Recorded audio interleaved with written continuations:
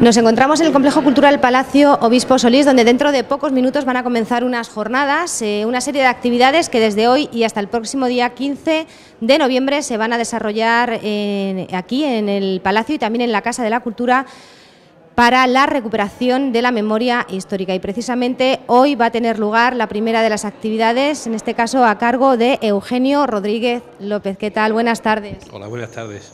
Voluntario y que además llevas tiempo trabajando precisamente para esto, ¿no? Para recuperar la memoria histórica. Bueno, sí, yo llegué, por decirlo de alguna forma, al mundo de la memoria histórica en 2005, cuando se hizo el primer homenaje a las víctimas del campo de concentración de Castuera. Entonces, desde aquel momento, pues me involucré en el tema y bueno, hasta hoy. Aquel primer año lo que se hizo fue un homenaje en Castuera a las víctimas del campo de concentración, que culminó, podemos decir de alguna forma, con la exhumación de fosas en el cementerio de Castuera. Y es lo que hoy voy a contar un poquitín, mi experiencia como voluntario en esas exhumaciones. Bueno, ya se ha comentado en más ocasiones aquí en Miajadas, todavía queda mucho por recorrer en cuanto a la recuperación de la memoria histórica.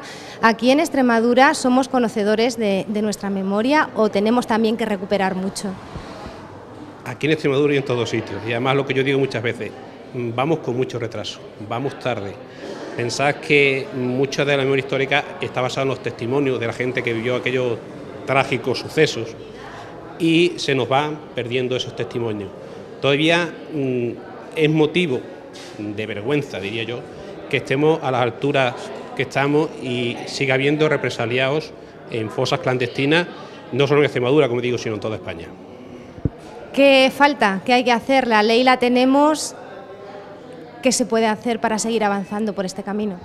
Voluntad política, que los políticos quieran, porque lo que es muy triste es que sean las asociaciones, la sociedad civil, las que se tengan que encargar de buscar a esos represaliados. Insisto, a mí me produce vergüenza que en un país democrático como el nuestro sigamos teniendo gente en las cunetas, gente en fosas comunes y que incluso tengamos que oír al presidente del gobierno vanagloriarse y presumir de que la ley de memoria histórica, que ya de por sí es bastante deficiente, no tiene dotación presupuestaria. Entonces creo que ahí es donde tenemos que estar la sociedad civil insistiendo, pero deben ser, insisto, las instituciones las que se encarguen de acabar con esta vergüenza. En cuanto a este tipo de jornadas como la que se comienza hoy aquí en Miajadas, ¿son importantes, son necesarias para desarrollar y para que la sociedad, bueno, pues tome conciencia de toda esta historia nuestra? Son imprescindibles.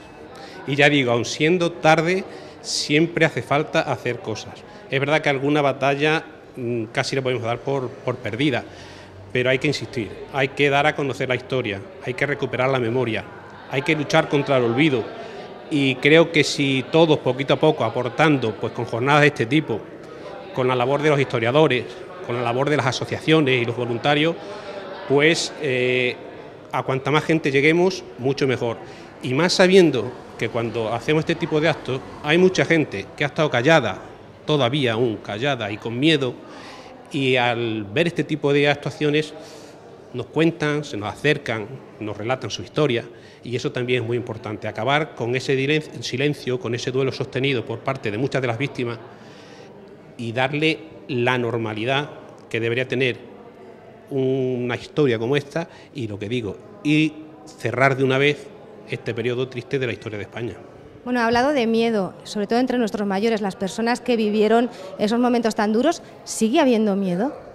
A mí me consta que sí. A lo mejor llamarlo miedo puede resultar fuerte, pero si no, es inconcebible que todavía estemos como estamos. Es inconcebible, insisto, que por parte de las instituciones, nuestros ayuntamientos, nuestro gobierno, no se dé por finalizado este tema. De verdad que a mí me produce una vergüenza y sonrojo al tener que reconocer y tener que decir, tener que contar a la gente que todavía tenemos cientos, quizás miles de personas enterradas en fosas comunes que fueron represaliadas simplemente por defender unos valores y unos principios democráticos, que era lo que suponía haber estado del lado de la Segunda República Española. En cuanto a su experiencia personal como voluntario, ¿cómo es esa experiencia? ¿Es dura, es difícil o es enriquecedora? Las dos cosas. Yo digo que primero mi experiencia fue meterme en el mundo memorialista, pero quizás lo que más me impactó, lo que más ha significado para mí ha sido el trabajar directamente en la exhumación de fosas, porque ahí es donde, si quedara alguna duda, es donde realmente ves la barbaridad, las atrocidades, por eso digo que es duro. Ahí ya no valen argumentos de que esto no pasó, de que son cuentos, de que hay que pasar páginas, de que hay que olvidar. Creo que hoy, de alguna forma, en mi ponencia o en mi charla, lo que quiero un poquito es demostrar eso, que ahí están las pruebas claras de que aquello pasó y que a estos de los que yo voy a hablar conseguimos encontrarlos, pero todavía hay muchos y sobre todo sus familiares que están deseando y están esperando que alguien se preocupe realmente de aquella gente, sus padres, abuelos, familiares que fueron represaliados, asesinados y que yo creo que se merecen ese reconocimiento que nosotros humildemente y modestamente y poco a poco intentamos llevar a la ciudadanía y sobre todo insistiré hasta la sociedad para que las instituciones tomen conciencia de una vez por todas y no sigan permitiendo esta vergüenza que tenemos en nuestro país, ¿no? A vosotros.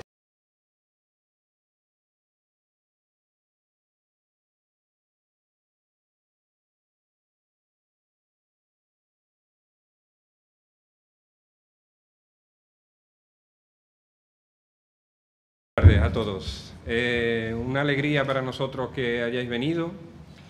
A nosotros, las personas que hemos estado trabajando, la asamblea local, que nos reunimos semanalmente, nos ha hecho mucha ilusión por fin conseguir que venga esta exposición, porque era un tema sobre el que queríamos pues, poder tener un espacio de debate, de reflexión, de conocer. La memoria histórica y la memoria de las personas que aún siguen desaparecidas es un tema que, aunque llevamos años, se lleva muchos años trabajando por parte de muchas organizaciones, y aunque se aprobó en la época de Zapatero una ley de memoria histórica, es un tema que todos sabemos que sigue olvidado en muchos aspectos, que hay muchas personas que todavía siguen sin encontrarse y siguen sin tener el reconocimiento en el sentido de conocer qué sucedió con ellas y en el sentido de gratitud por su lucha y por su vida. Entonces pensamos que es una deuda que todos tenemos con ellos y que en los últimos años es algo que se va olvidando y es algo peligroso ese olvido porque con el paso del tiempo también van muriendo los últimos testigos que van quedando. Entonces para nosotros cualquier momento es bueno para ese recuerdo, para ese reconocimiento y para esa gratitud. Es lo que hemos intentado con esta exposición y a raíz de la exposición pues pensamos el que podíamos hacer algunas cosas. Y una de ellas es que esté Eugenio aquí, que luego Marisa contará, bueno, de qué nos va a hablar, y el que tengamos también el cortometraje de la semana que viene, el viernes de la semana que viene a las 7 en la Casa de Cultura, que habla, el cortometraje de una productora extremeña y habla de un hecho histórico que seguramente el 80 o el 90% de los extremeños no conocemos, y es la huida de miles de personas desde los últimos pueblos de la provincia de Badajoz que estaban en zona republicana ante el avance de la columna de la muerte, de la columna de Yagüe, que intentaron cruzar por la zona que ya había sido conquistada por los franquistas a zona republicana, que casi lo consiguen, que fueron hechos prisioneros y que la mayoría de ellos fueron fusilados. Y es algo que digo que nosotros cuando nos hablaron de ese documental, ninguno de nosotros había escuchado hablar de esa experiencia vital de miles de personas que acabaron siendo asesinadas. Entonces, bueno, como queremos hacerlo en plan dinámico, pues tenemos con nosotros a Francisco Barcácel. Narváez. Uy. Narváez, él es de Marchena, y es un cantautor que intenta pues trabajar y luchar por todo esto que estaba hablando yo, recuperar la memoria y trabajar por el reconocimiento de todas aquellas personas que sufrieron y murieron por una ilusión de un mundo mejor y no tuvieron muchas oportunidades. Entonces yo le doy las gracias y vamos a empezar con una canción de Francisco. Muy bien, gracias. Pues me gustaría empezar con una canción que todos conocen y que quizá no sepáis que está dedicada a la memoria histórica. Es una canción de Aute, se titula Al alba, está dedicada al último fusilamiento del franquismo.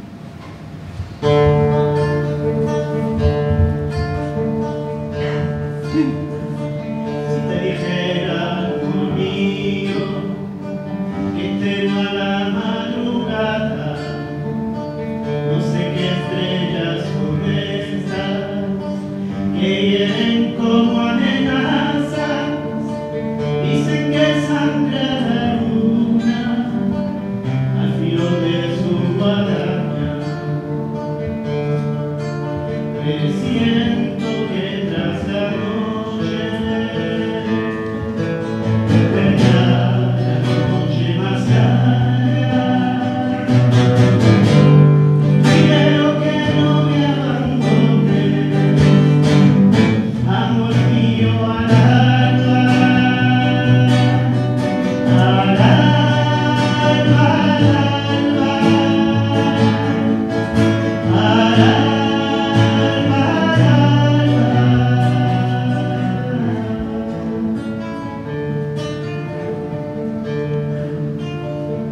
Los hijos que no tuvimos se esconden en las cloacas, comen las últimas flores, parecen que adivinaran que el día que se avecina y con hambre atrasada.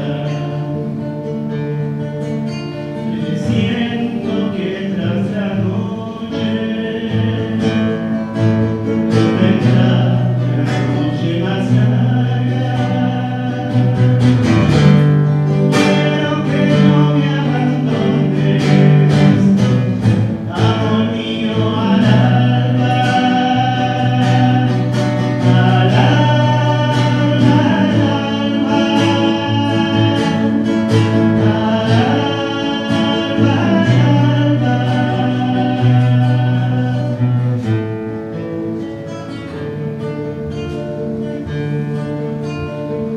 miles de buitres callados van extendiendo sus alas, no te destrozan, amor mío, esta silenciosa danza, maldito baile de muertos, olor de la mañana. Siento que tras la noche vendrá la noche más larga. Quiero que no me abandones, amor mío, al alba, al alba, al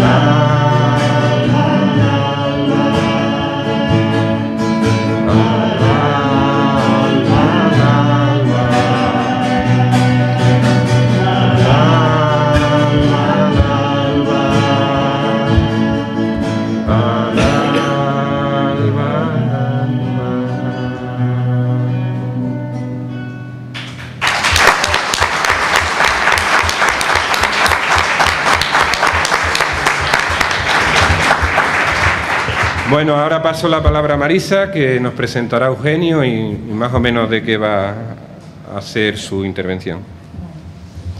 Bueno, lo primero que quiero hacer es daros las gracias a todos por acompañarnos. Arrímatele. La verdad que esta noche estoy especialmente contenta porque para mí es un honor presentar a mi compañero y amigo Eugenio. La verdad es que estoy encantada de presentarlo. Eugenio es compañero de la Asamblea de Castuera y en este momento es el coordinador del área de memoria histórica en Izquierda Unida Extremadura. Pero también desde hace muchos años es miembro de AMECADES, que es la Asociación de Memorial de Campo de Concentración de Castuera.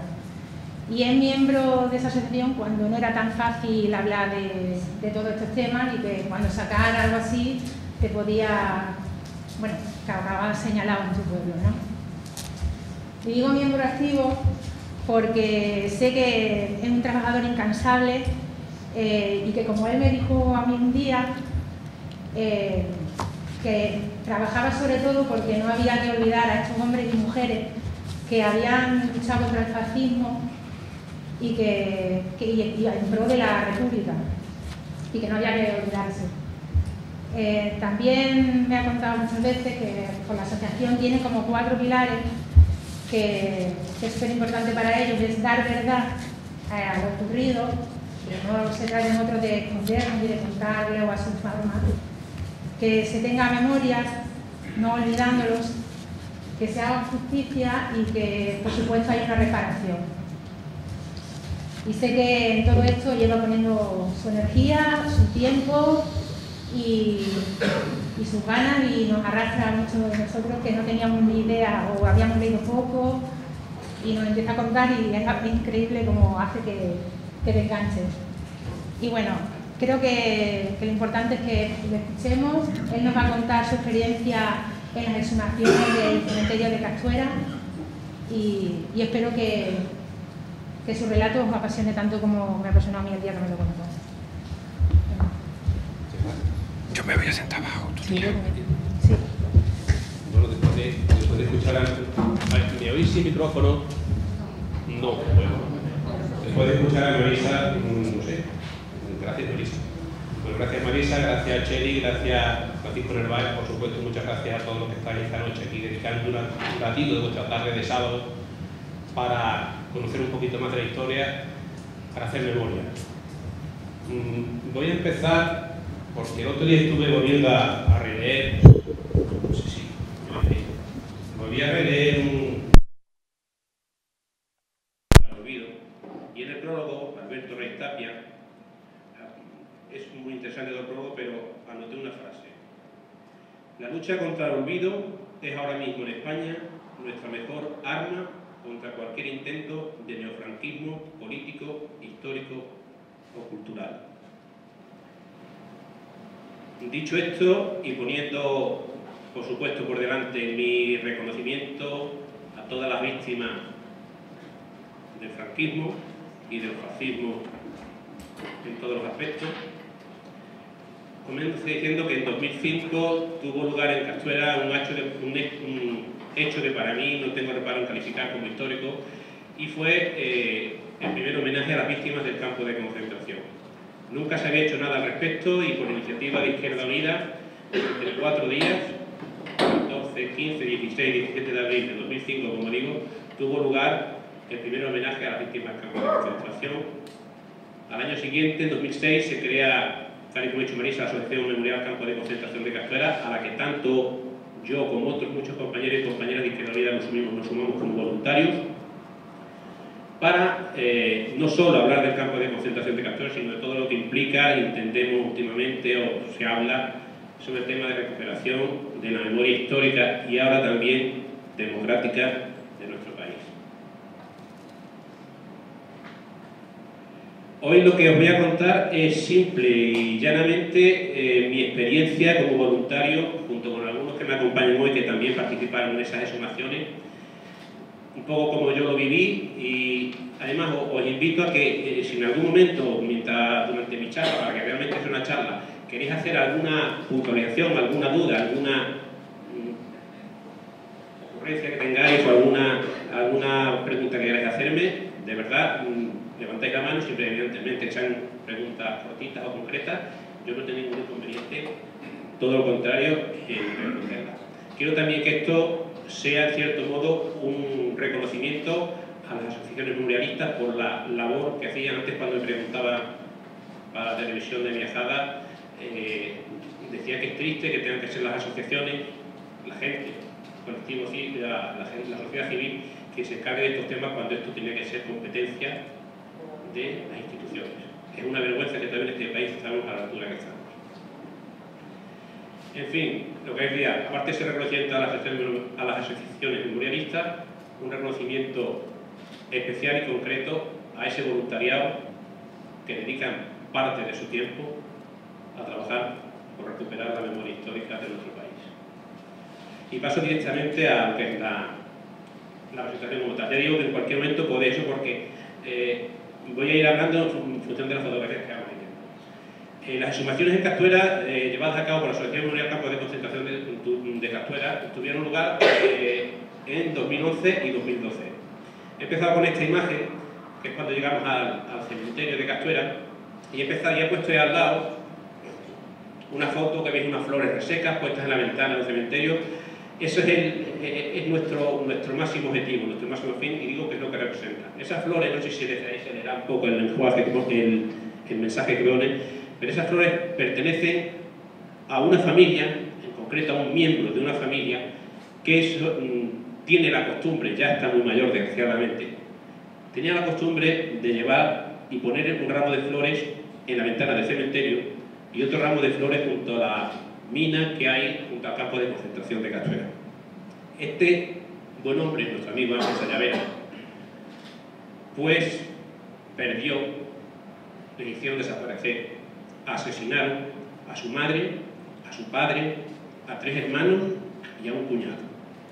Esa es nuestra razón de existir, nuestra razón de la lucha de las asociaciones memorialistas y de los voluntarios de la memoria histórica. Y por eso he querido empezar mi ponencia o mi charla con esas flores contra el olvido de la familia Sayavera en la ventana del cementerio de Castuera. Bueno, pues como veis, poquito a poco ya voy introduciendo un poquito, vamos a intentar hacer lo más dinámico posible para que os resulte de interés.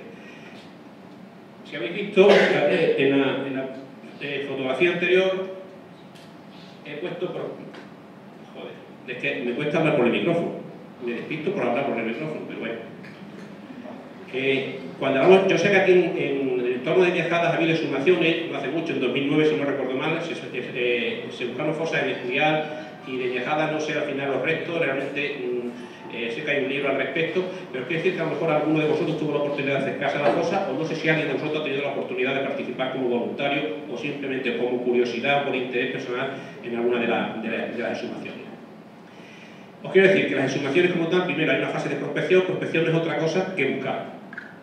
No es otra cosa que buscar, por eso he puesto ahí que nosotros lo que hicimos cuando empezamos en enero de 2011 fue acercarnos al cementerio.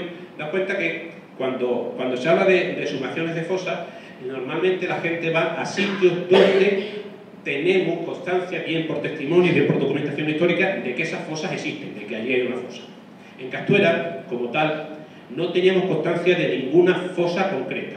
La constancia que teníamos, y eso se ha podido luego constatar, es por los testimonios de la gente que nos decían que es en las traseras del cementerio de Castuera, que estaba próximo a la pista que conducía al campo de concentración, la gente sabía de la existencia de fosas que un día aparecían abiertas, al día siguiente aparecían cerradas, con lo cual, evidentemente, era donde se fusilaba a la gente y se les arrojaba a esa fosa.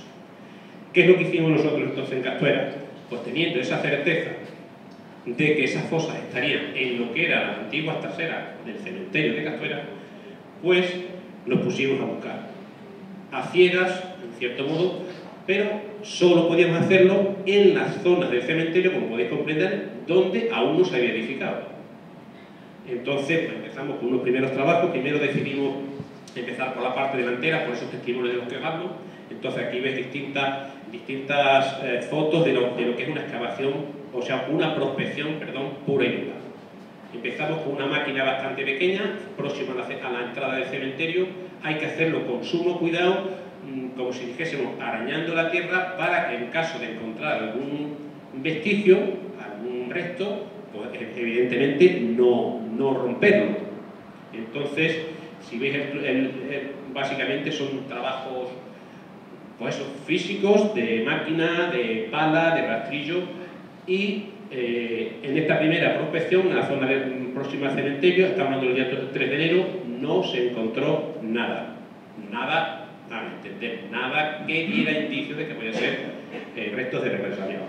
Entonces, cuando descartada esa primera parte del cementerio de Castuera, nos volvimos a la parte más atrás. Y como veis, recurrimos, por hacerlo mucho más fácil, recurrimos a una máquina mayor, porque este terreno era mucho mayor, y si no, pues hubiera sido, hubiéramos tardado mucho en hacerlo. Se levantó todo, o sea, todo lo que era suelo no edificado en el cementerio de Castuera, lo fuimos levantando. Evidentemente, imaginaros esos días, encontrarán, no habrá, desaparecerán, ¿qué pasará? Pues el día 4 aparecieron los primeros indicios. O sea, no tardamos nada en encontrar. Es decir, a los 2 días de empezar. Y esos primeros indicios, pues, ya nos empiezan a delatar que no es un enterramiento normal y corriente. Aparecen casquillos y balas, aparecen alambres, aparece tejido, monedas, no sé si lo apreciáis. Entonces, claro, esto ya nos delata que ahí hay algo que evidentemente no es un enterramiento normal. Tened en cuenta que en los cementerios antiguamente se enterraba también gente en el suelo directamente y sobre todo gente muerta por las condiciones que había antes de penuria, de enfermedad, de ciertas epidemias que afectaban a un número determinado de la población, pero normalmente solían ir enterrados en ataúdes, con lo cual, si no hay ataúd, ya nos está dando un indicio de que no son enterramientos normales. Una vez que aparecen esos primeros indicios, evidentemente damos por sentado que se trata de una primera fosa, va a ser la primera fosa en la que trabajaremos, y lo que se hace cuando aparecen los primeros indicios, se tapa todo, habéis visto que aquí en eso, todo se tapa, porque, ya digo que es un trabajo bastante meticuloso, esto hay que volver a taparlo y dejarlo exactamente como está. Entonces es la única forma de señalizar esas cosas. Seguimos excavando, ya para el día 11 encontramos una segunda fosa. Cuando ya le damos nombre a la fosa, es porque, lo digo, aparecen esos indicios que nos están diciendo que realmente allí hay gente represaliada. Y hasta encontrar una tercera fosa, que son en las fosas que vamos a trabajar luego ya en lo que es el tema de la excavación. Ya digo que estamos en la fase de prospección. Una vez finalizada esa fase de prospección, pues lo que os decía, volvemos a echar tierra encima, tapamos todo y esperamos hasta la siguiente fase, que será la de excavación. Aquí tenéis una imagen del cementerio de Castuera. Os vuelvo a decir lo que os he dicho antes, de verdad, si alguien tiene alguna curiosidad concreta con algo de lo que vaya diciendo, por favor, comentadlo, ¿vale? Aquí tenéis el cementerio de Castuera. Joder, me cuesta, ¿eh? Mira, aquí podéis ver perfectamente, este es lo que era el cementerio antiguo, con lo cual, cuando los testimonios nos hablan de fosas en las traseras del cementerio, estaríamos hablando de toda esta zona, a partir de aquí, evidentemente. ¿De acuerdo? Y esto que veis aquí es la pista de acceso al campo de concentración. Aquí veis las zonas que trabajamos, la zona 1, que es por donde empezamos a prospectar. Trabajamos en esta zona también. Bueno, aquí las luminarias son zona 4, zona 1, zona 2 y zona 3. Y en la siguiente diapositiva veis dónde están las fosas que encontramos y en las que vamos a trabajar. Todo lo que está en marrón es todo lo que se levantó. Si os dais cuenta, prácticamente no nos quedó nada por levantar. Luego en la siguiente fase, 2012, levantaríamos algo más. Veis que aparecen zonas, aparecieron ataúdes, evidentemente, aparecen fosas del tipo que os digo, que son fosas que por sus características no eran fosas de represaliado. Y las fosas en las que vamos a trabajar van a ser la fosa 1, la fosa 2 y la fosa 3. ¿De acuerdo?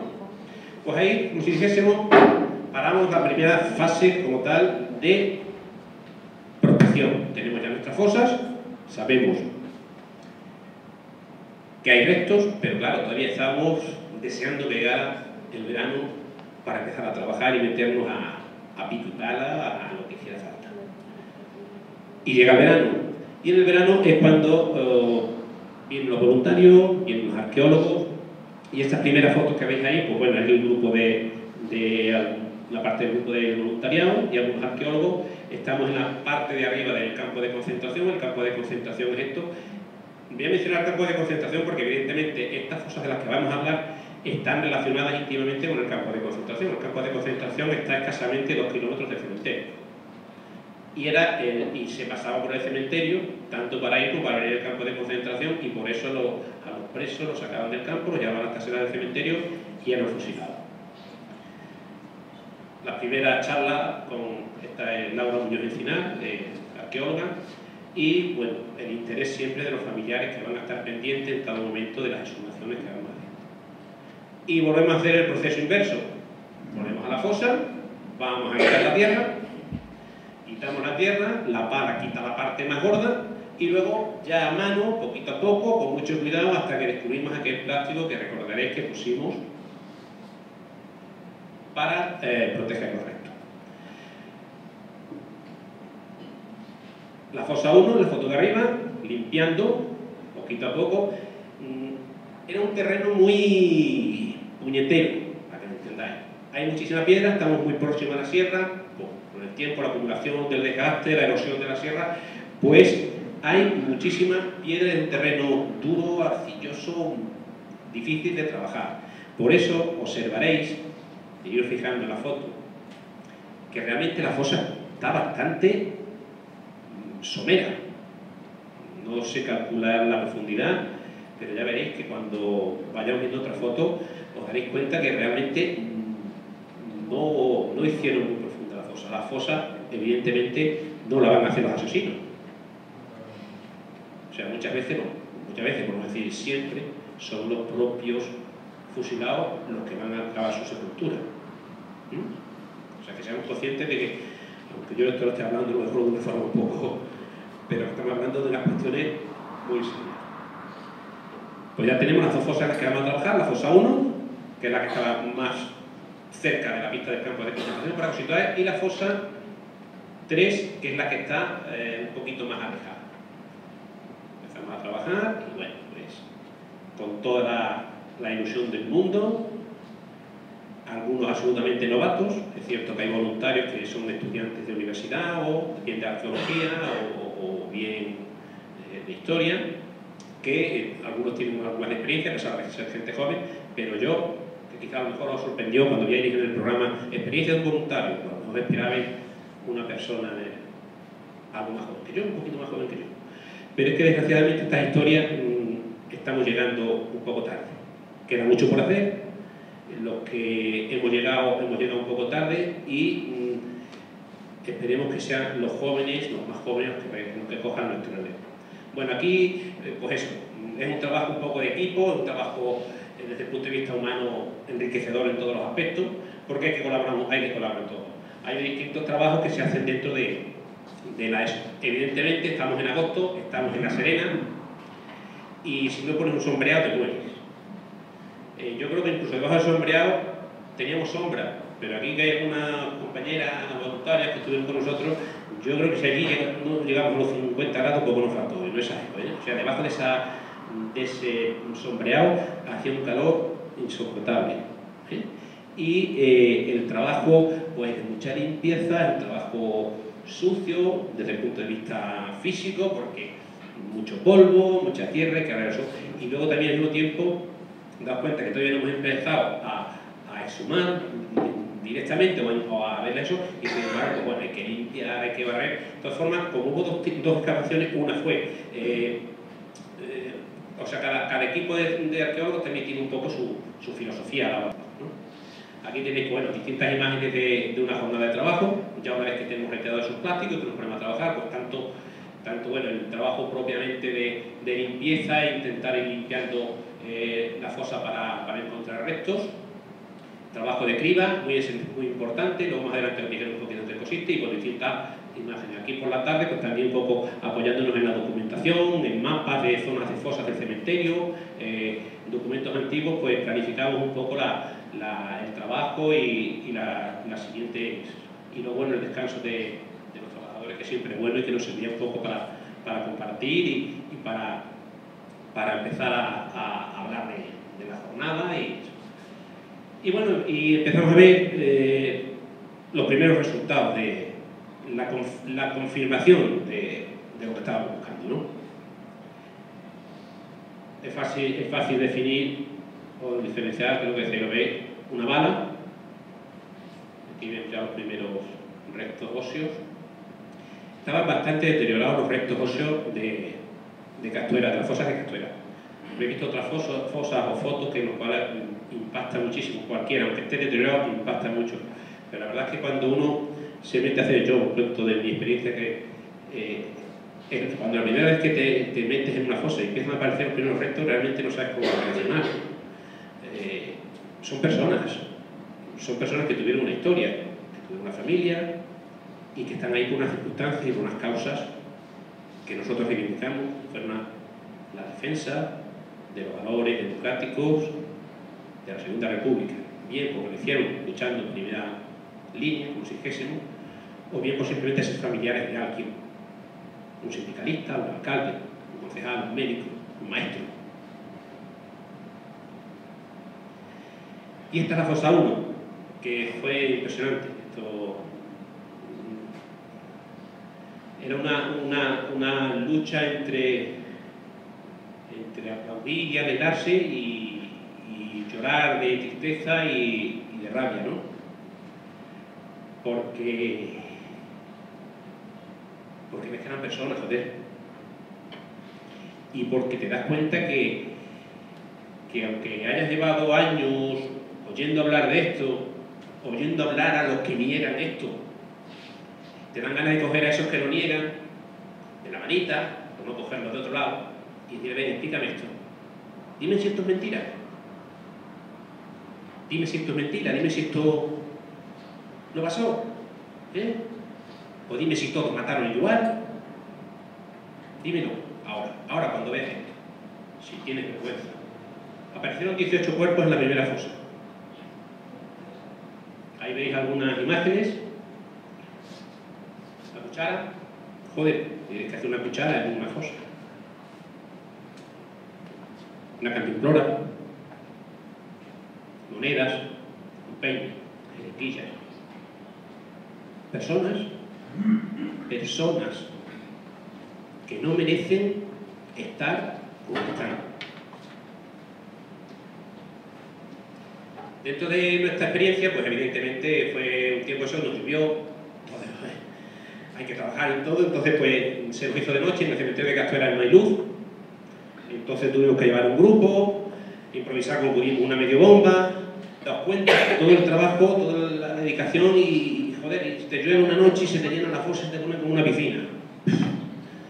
Podemos seguir, no podemos seguir, pero bueno, ahí sin desfallecer. Al día siguiente estuvimos por la noche hasta bastante tarde sacando agua, hasta con vasitos, como al día siguiente tuvimos que seguir, pero bueno, afortunadamente los años que se produjeron no fueron muchos y pudimos continuar con el trabajo. Y aquí, bueno, aquí tenéis algunas de imágenes, pues, cómo se protegía la fosa una vez que acabábamos, la tapábamos con cartones, se le echaba una tela encima, sombreado, cerrado perfectamente.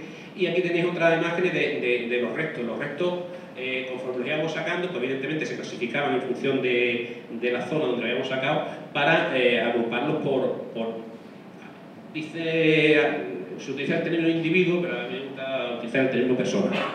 Entonces cada persona, pues tanto sus restos óseos como los objetos que pudieran relacionarse con ellos, pues se iban clasificando, metiendo cada uno en su caja y numerando como en este programa. Y bueno, terminamos esta primera fase de exhumación y excavación. Y ahí veis, yo creo que a mí esta imagen no sé, cuando la vimos, cuando acabamos, pues esa fosa, daos cuenta de lo que os digo, daos cuenta dónde está el nivel del acerado de los nichos. Y aunque sacamos mucha tierra, si os dais cuenta, estaba, no sé, calcular yo, 1 metro, quizás menos, no sé. Y eso es como queda la fosa una vez terminada. Y volvemos a hacer lo mismo. se deja una tela para que caña está sumando y volvemos a cerrar. Hay que dejarlo todo como si no hubiera pasado nada, pero sí había pasado y nosotros teníamos las pruebas de lo que había pasado. Los restos, evidentemente, se cogen, se clasifican, y se mandan a la universidad para su estudio correspondiente y su análisis. Pensad que estamos hablando de restos de personas que difícilmente vamos a poder identificar. El campo de concentración de Castuera, como decía, muy próximo al cementerio, se calcula que pasaron en torno a 15.000 prisioneros. Durante los primeros meses, sobre todo cuando la represión fue más dura, las sacas del campo, los paseos, eran casi diarios. Venía gente de otros pueblos porque sabía que en el campo de concentración había gente no solo de Extremadura, sino incluso de fuera, de todos los pueblos, y no militares, como muchas veces creen, como algunos creen. Había muchos civiles, alcaldes, concejales, casos como el alcalde de Zafra, su último paradero conocido era el campo de concentración, de donde lo sacaron y lo fusilaron. O otros alcaldes, concejales, sindicalistas, maestros, obreros. Estaban allí. Alguien iba por la noche, la gente de su pueblo, falangistas de turno, lo sacaban y lo fusilaban. Entonces, la gente que está en esas fosas difícilmente vamos a poder saber quiénes eran y ponerle nombre y apellido. Sí podemos intuir, por los restos sobre todo que encontramos, a qué se dedicaban, que es una parte interesante de la memoria. Y continuamos y ya nos vamos a una tercera fase, que es así, ponemos las tres fases que comentaba antes, los tres momentos, que es la prospección, excavación y exhumación. Hemos cambiado el equipo de arqueólogos, en este caso, ahora estamos trabajando con gente del CSIC, y